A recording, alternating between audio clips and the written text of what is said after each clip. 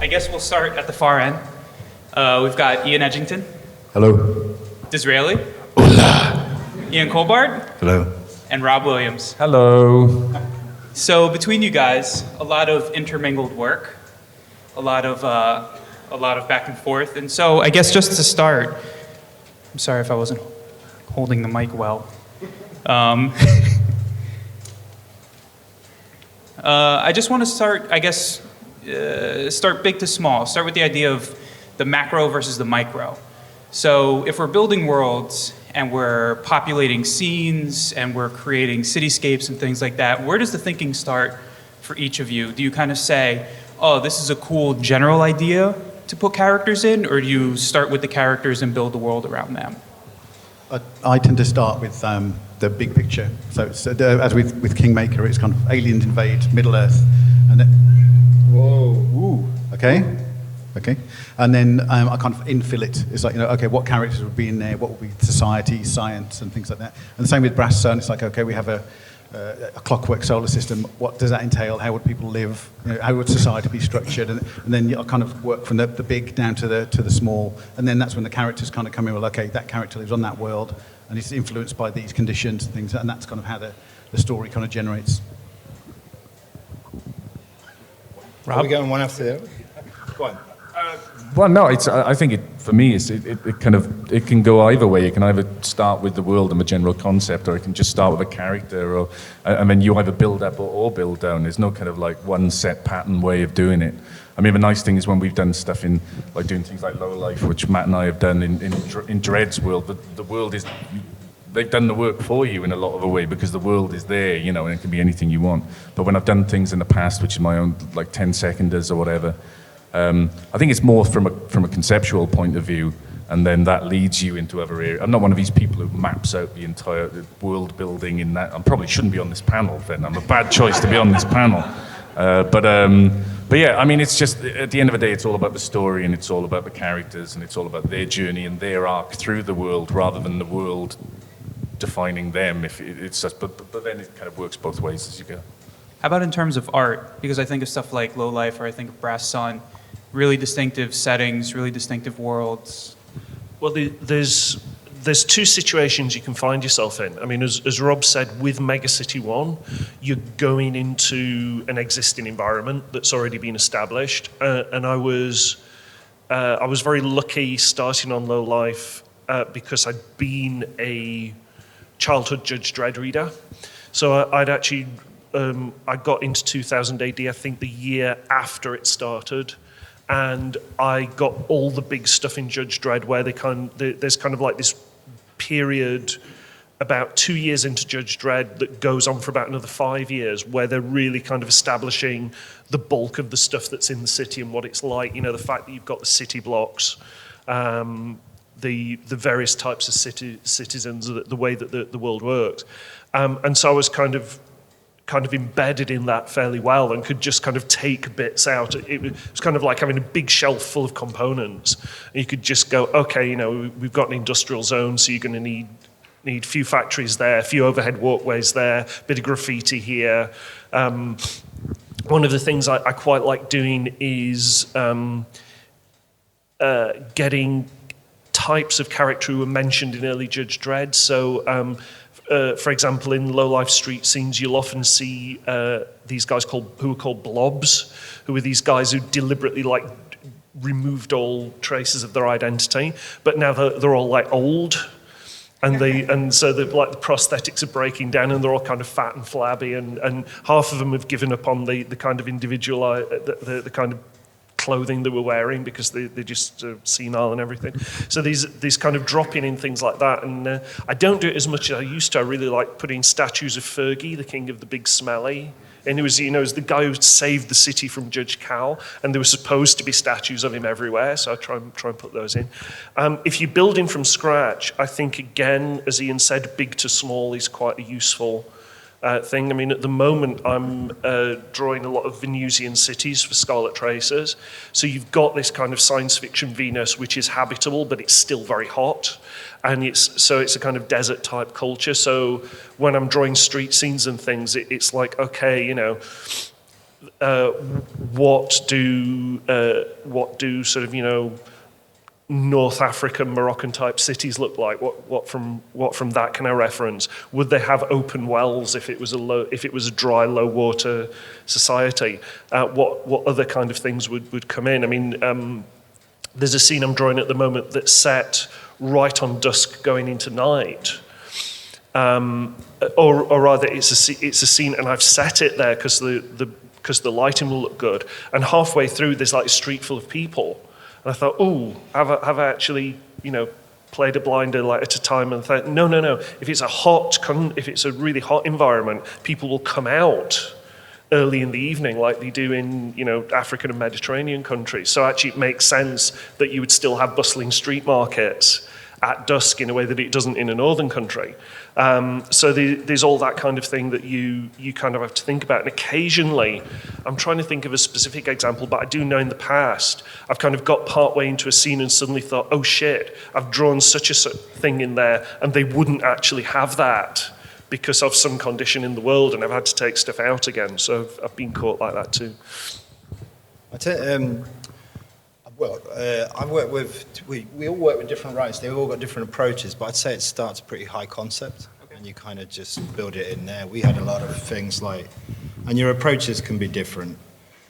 So like working with Dan, it's a very kind of hard SF-ish kind of world, sort of cyberpunky SF world.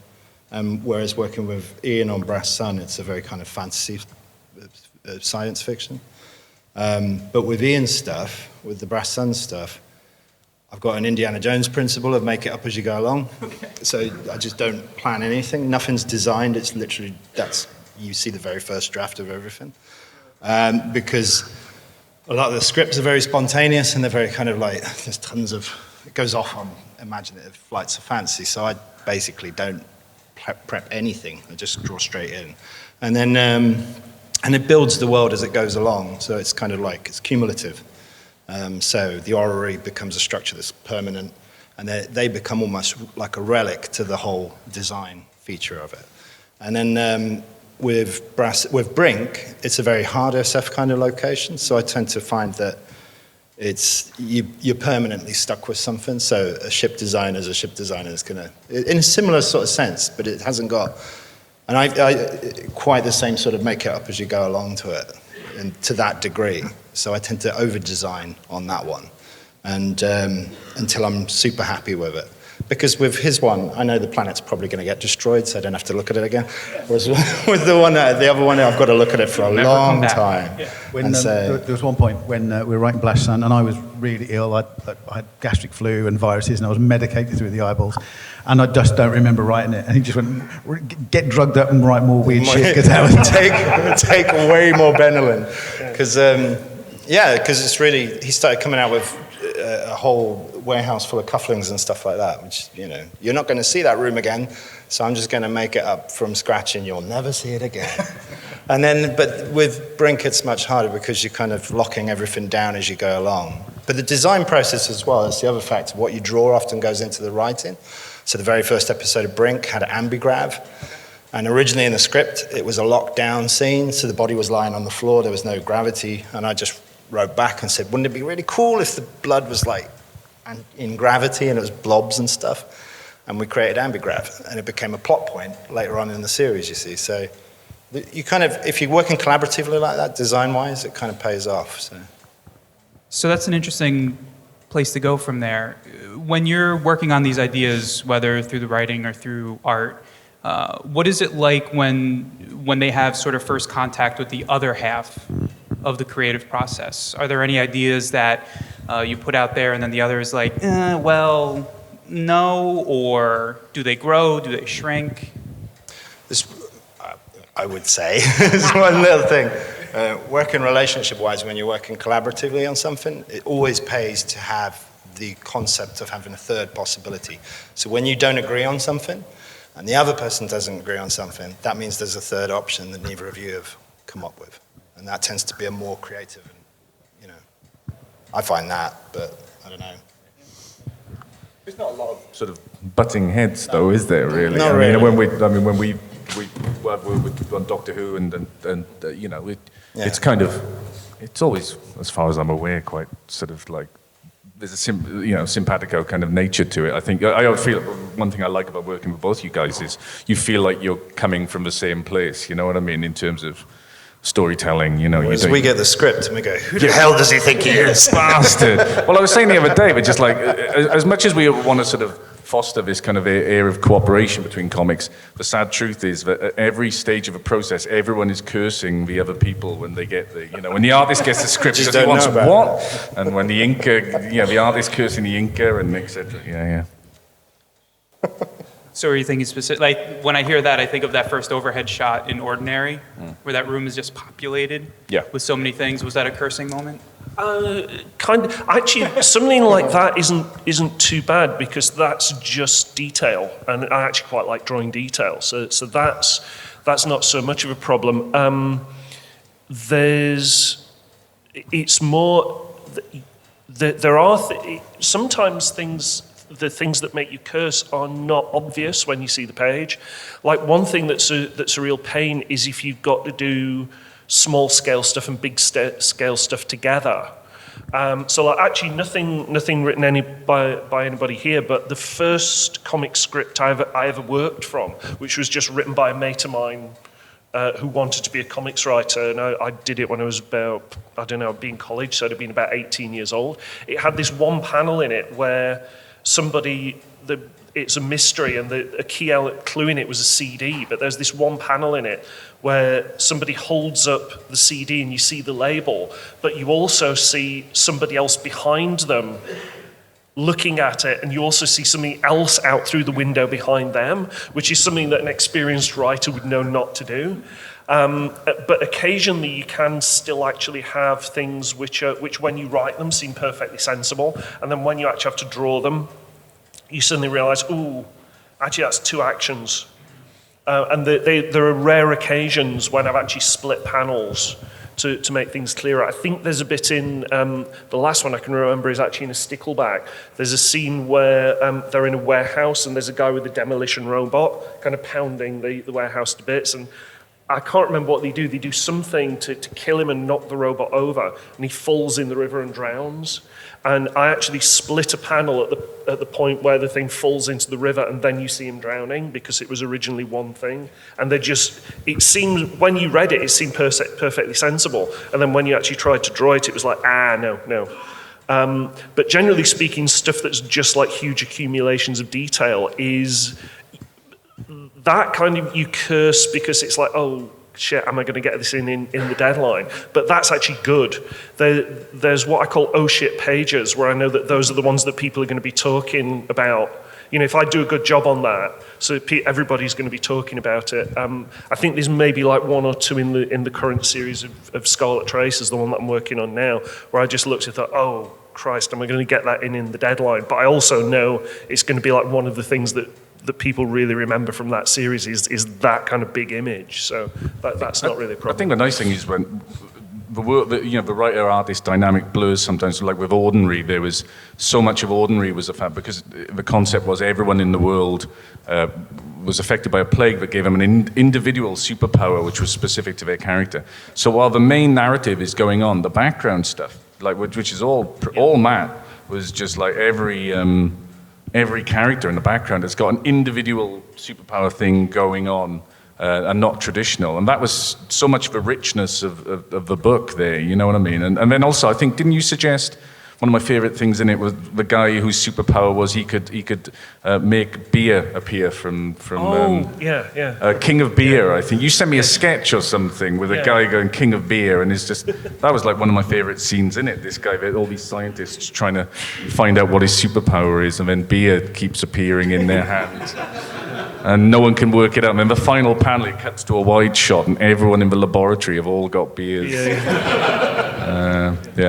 But I mean, that was something where I felt incredibly trusted, because there was this kind of oh shit element to okay, Matt, we can see down the street and everybody in the street's got more superpowers. Yeah. But there is also this sense of hell, that's actually a lot of the kind of comic being just signed off to you.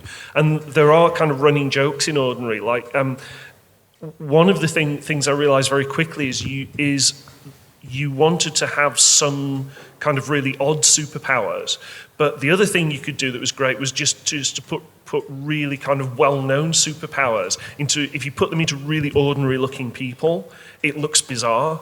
So one of the running gags was what I call the Fat Flash, which was this really fat lady who moved at super speed, and because she moved at super speed, she was crossing the entire city 2 or 3 times a minute. So it meant that wherever the guy went, sooner or later in the background, you'd see the Fat Flash streaking past in the background. Have a look at Ordinary, and she reappears and reappears.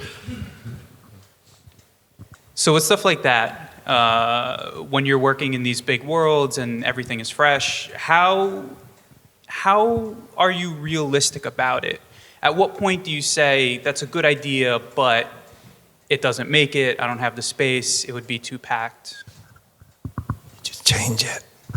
And then you send it back. And you say nothing. Shh. I don't know. I mean, Anyone else?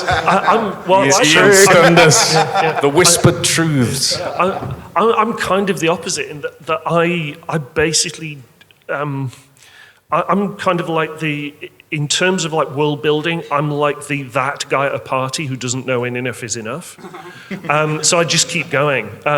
There'll be, if there's actually a point where you actually can't see what you're looking at in the panel because there's too much stuff, I'll kind of realize that I've gone overboard. But if you're doing stuff in color, you can just color the background differently and pop the figures forward. So there's, it's usually with me pretty much just a case of stamina. It's like at the point where I'm too tired to keep going, that's the point where I'll stop. But no. Thinking about Hondo City Splash in the deal. Yeah, I mean, I just love doing stuff like that. I mean, ideally, what I'd really like to do is draw a comic with no characters in it at all, where it was all just background. Yeah, and I didn't have to. It's actually those pesky guys in the foreground having to emote and do things that pisses me off. The stuff in the backgrounds, I just draw all day. In Stickleback, it got kind of crazy because it's like one-upmanship. I thought, right.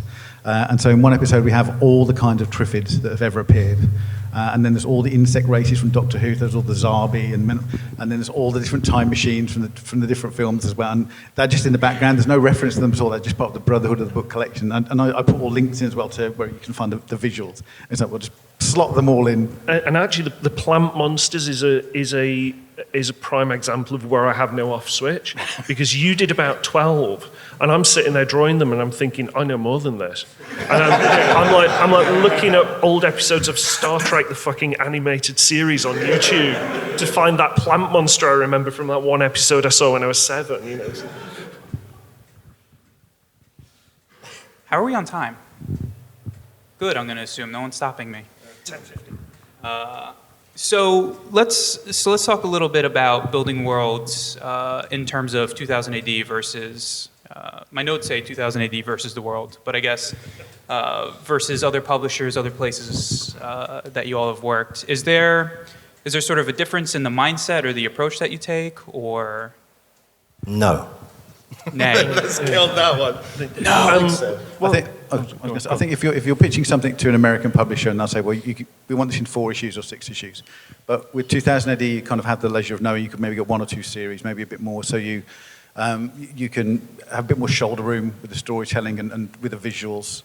So you can build over a longer period of time than you would do with an American series. I think you get there's a great confidence and just. I've been working for DC quite a lot the last year, and the whole thing of a shared universe can be a joy and also can be a colossal pain in the ass, because continually things happening elsewhere are affecting your story.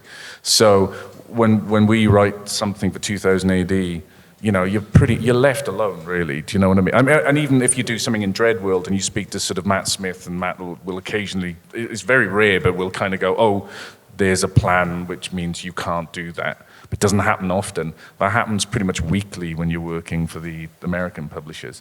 So you can just tell the story you want to tell. Whereas very often, working for the American publishers, you're constantly... I've described it, it's a bit like the floor is moving underneath you and you're trying to get across a room, you know? You just kind of go, you're trying to get to that door and you go, you know what, how to get to that door, I can do that. And then they keep moving the floor sideways and you keep on going. So, it's a lot freer, I think, working for creating your own, worlds and stories in 2080. And that sort of freedom ends in larger worlds for you guys, I'm assuming. It depends on the story, whether it warrants it. I mean, if it's something like Brass Sun or something where you've got, I presume infinite stories you can tell in that kind of setting, but yeah. When Matt and I did two issues of Batman years ago, the No Man's Land thing, and you're saying about that somebody's changes has repercussions. I actually had Batman break the Penguin's nose, and so for the rest of that thing, he had to talk like he had a really bad cold. So everybody else had Penguin going D's and does. And he had to have that big bandage on his nose, and we did that. There's actually that same thing. It's like once in my life I got to draw Batman. In those 2 episodes, there's only one time Alfred the Butler turns up. And it's like, okay, I get to draw him in the background once. I finally get to draw Alfred the Butler. And then the word comes down that something in one of the other continuities affected it, and I had to airbrush Alfred the Butler out of history. So I had to patch over it. So you see that piece of artwork and you put it under a light box, and suddenly you realize there's a little paper patch and Alfred shines up in one of the corners. You should have replaced it with the Fat Flash. Yeah, that'd have shown it. I'd say there's more opportunities for vandalism, isn't there, in DC? I mean, if you break in Penguin's nose and everybody has to write like that, that's brilliant. That's massively affecting on... But you're told you can't do it for that reason. But then you do it. And you send it back. Ian's scary whisper has been intoned. Later on in the day, that's going to turn into, get rid of him. No. Oh, God. So for each of you, is this sort of storytelling a conscious effort? Does it come out, do you have to work towards it? Like, I want to do big stories, I want to do big worlds, or is it just, you can't help it? I think for me it kind of comes from inclination, but it is a lot of work. To be honest, there's this kind of circular thing where the way that I tell stories comes in a lot of ways from reading so much 2000 AD when I was a child, and that's fed back into the. So one of the reasons I think I'm a good fit for 2000 AD is because I grew up reading 2000 AD, but also that gave me a taste for other kind of storytelling. I mean, there's a guy called Jeff Darrow who does these fantastically detailed comics, and not so much I think with his more recent stuff, but his earlier stuff. He did quite a bit of stuff for the European market before he kind of came to the States. And in that, actually, you read those comics for the backgrounds.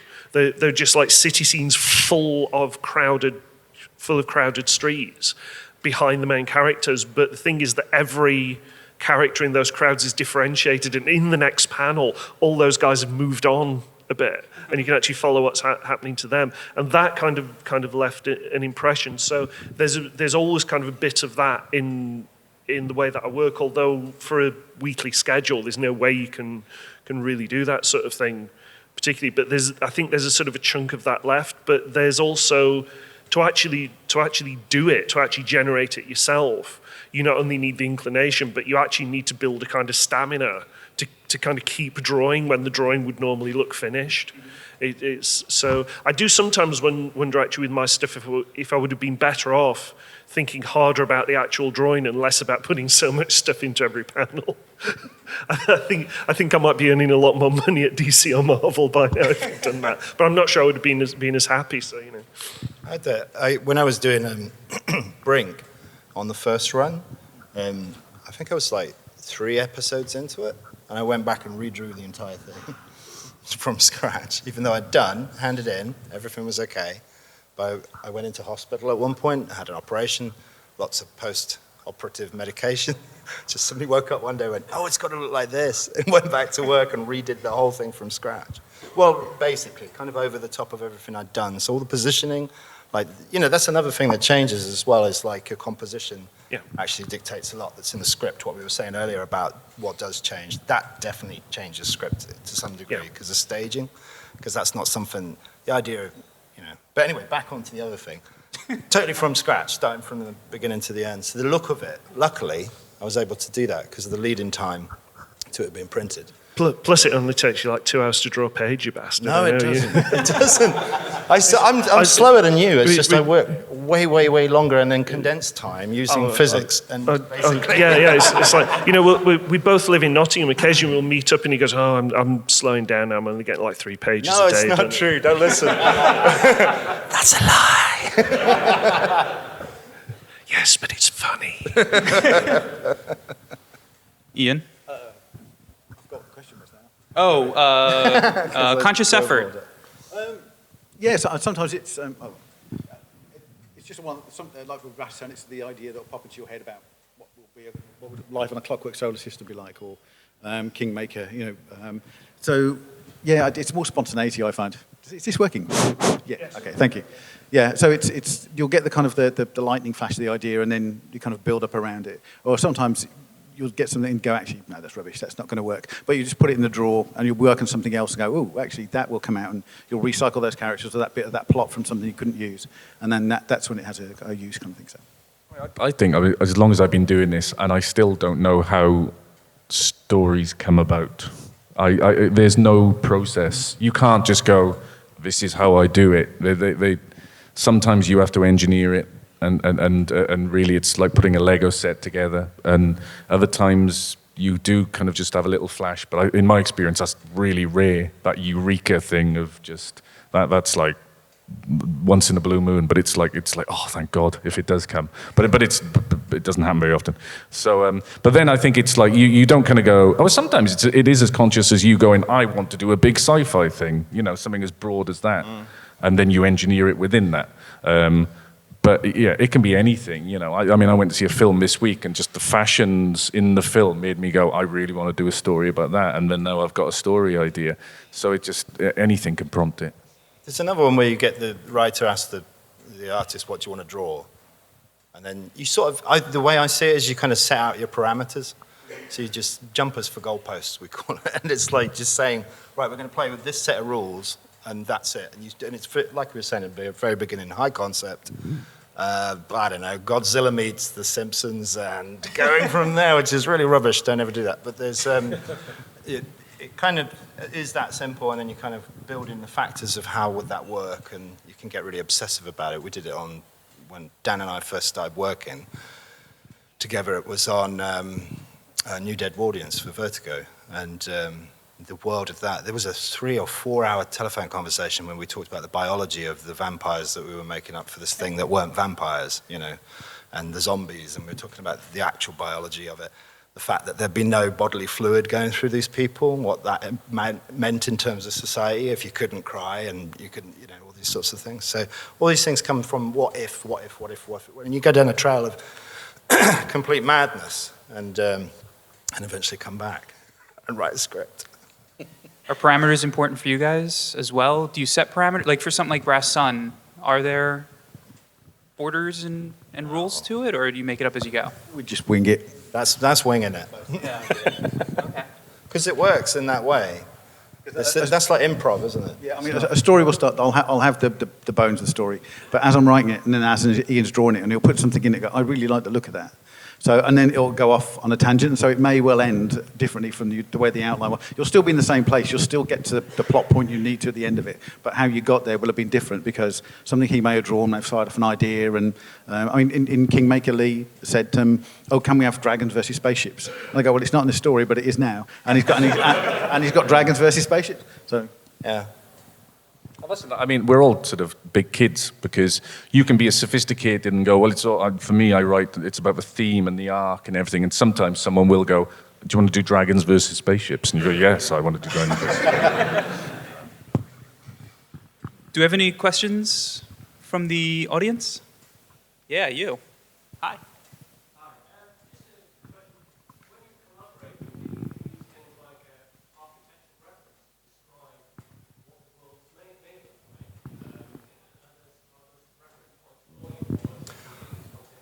There was a library in Brass Sun that was. You sent me a picture. Philadelphia Public Library, and so little things like that, you'll sometimes get some visual reference come through. That's what takes a lot of the time. Sometimes is I'll do the script and then I'll go through Google and look Google images for something that's close to what I'm after. Yeah. And go, it's a bit like this, or I might go, it's not exactly like this, but it's the mood, it's the theme, or it's that bit of clip from the film, and so. And you use that as a springboard, so you go, okay, the basic idea is this, and then you design the hell out of it. Usually moving very far away from it or making an exaggerated version of it. In Brass Sun, it's often just an exaggerated version of that. But it doesn't come up often because in visual reference, because the text is usually far out enough as it is, so you don't really have to. And also, you get casting suggestions as well within it, just to kind of just suggest, oh, the person kind of looks like this, for shorthand. And then you draw them and they look nothing like the person that just cast. With Stickleback, I mean, we tend there really to mostly kind of reference real landmarks and things like that. There's certainly, I know one thing we've done is Ian sent me a whole load of stuff for kind of proposed landmarks that people had wanted to build in London and never had. So we actually added all those. So there's like a giant statue of Britannia Britannia, which is I think, was it Newton's tomb or something? It's like this enormous pyramid with a sphere on top. And there were plans because there were so many dead in London, not enough places to put them. They were going to build a huge above-ground mausoleum with hundreds of thousands of bodies. And of course, they decided not to do that. Yeah. But so there's a couple of books, London as it would have been, and London as it might have, and so that's great for reference. The Brompton Cemetery, that one. Yeah, no, it's the necropolis, isn't it? Yeah. But Scarlet Traces has been rather different because in that we're tending to reference pop culture stuff, so that with that it'll be more like. This particular setting is like something from, I don't know, UFO or Space 1999 or something. So then you look it up and then you change it just enough so you're not going to get the shit suit out of you. Scarlet Traces is interesting because it's becoming more of like an alternate future, because we did War of the Worlds adaptation and then what the world was like a few years afterwards, then a few years afterwards. So we kind of, it's the reverberations of that event. So there's no Second or First World War. So that was the primary war event. And so we're in that world's 1960s now, but what does it look like when there's no World War II, but the War of the Worlds shaped the world then? So it's you're looking through it kind of like a bit of a distorted lens. So it's our world, but not quite. And it's what would be the repercussions of that event back then. So how do we still feel the effects of World War II now? And so it's like how the effects of the Martian invasion affect them in the 60s. And so and then the next series, it will be even more abstract because it'll be like the 80s or 90s. And so you just carry on. It's like the ripples going out and out and out. Nothing? No. Okay. Anyone else? No.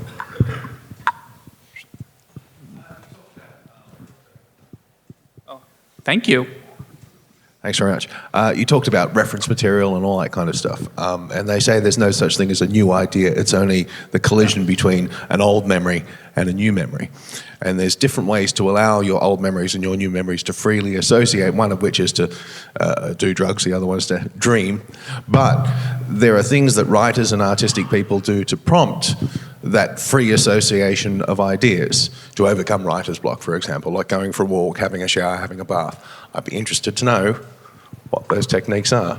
I bang my head on the desk regularly. I used to go for walks a lot and go to the gym and swim quite a lot, but now I have 2 small children, so that's out the window. It is, but primarily just getting some fresh air and getting the blood pumping and going for walks. That tends to help. Otherwise, you just have to have the page in front of you and just hammer it out. In the end, I find it's until blood comes out of your ears. Just keep drawing Triffids until the story presents itself, yeah? Just weeping for long periods, and rending of clothing is good as well. It's a boring writer's thing, but I mean I've got little checkpoints,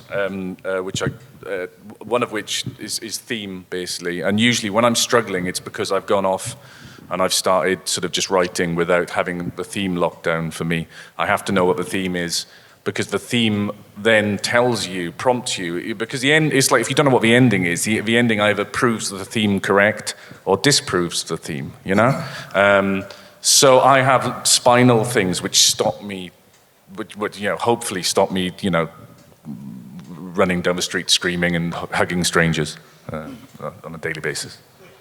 Speaking of running through the street screaming, do you ever work yourselves into a corner having all this space? Yeah? Yeah, that's a good place to be, though.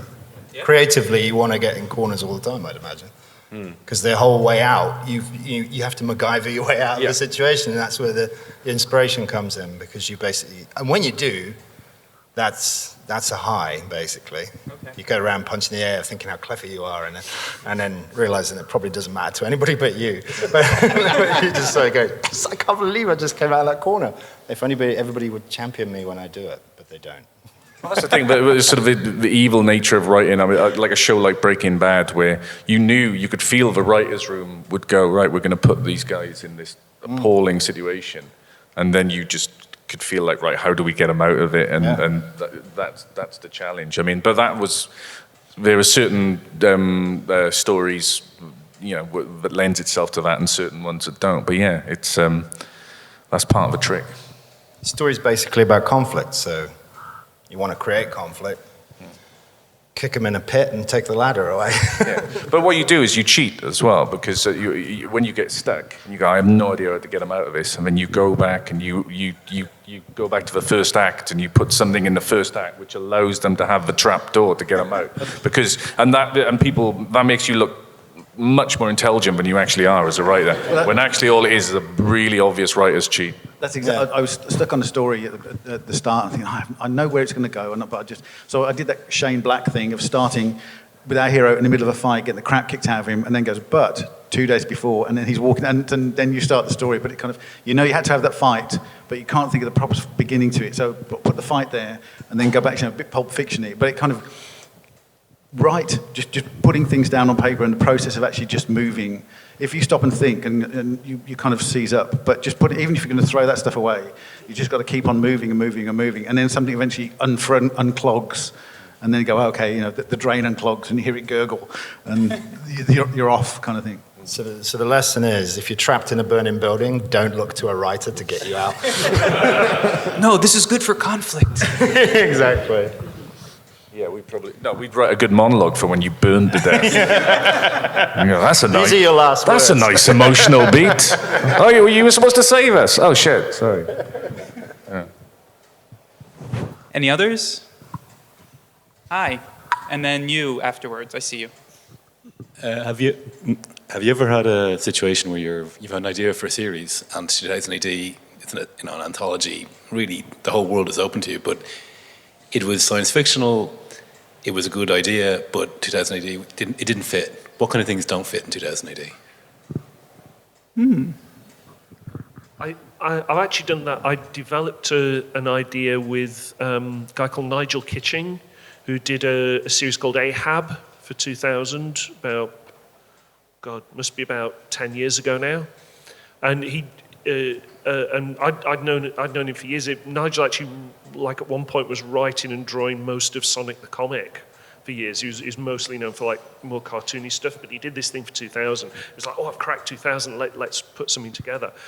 And so we put this series together, and it was pretty much, we thought, assembled from like classic 2000 AD elements, and we sent it into Matt Smith, and he just went, no. And it just happens. I think the big lesson that I've learned about comics, particularly from knowing lots of writers, because it's actually writers who sell ideas, is ideas are 10 a penny. Basically, you put together an idea, you stick it out there as a pitch. If it doesn't go, you stick it back in the drawer, you do another idea, and maybe 10 years down the line, the market changes and something becomes available, or you realize that if you take that idea and put them together. But the whole thing about having like that one precious idea, there's the thing you're going to do is, anybody who tells me that, I know they're not actually a writer. Because a writer is somebody who comes up with like 15 ideas a day.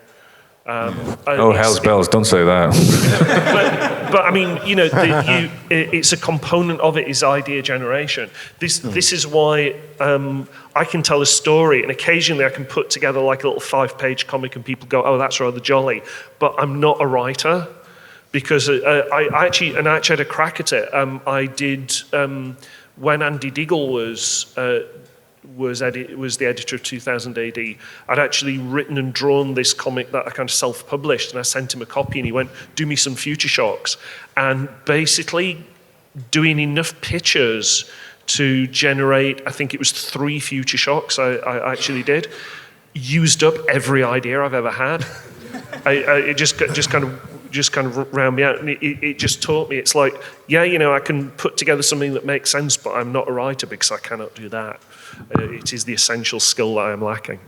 I did the Future Shocks thing, and it was what I found was that I got one in, but like of all the other ones, 2000 AD's already done. That's the one you come up against. Oh yeah, we've done that. When was that? It's like, there's so many stories going through it. So. I actually got around that by going so bizarre that it's the only time I've ever had feedback from something that was just ... no. Oh. Okay. Ouch. Was that David Bishop by any chance? No, it was Andy Diggle. And you know, it's like, yeah, and you just, you know, no. I tend to I try and pitch stories in 3, so there's one to hate, one for them to go and one to like. So at least it's kind of. So. I had a friend over here.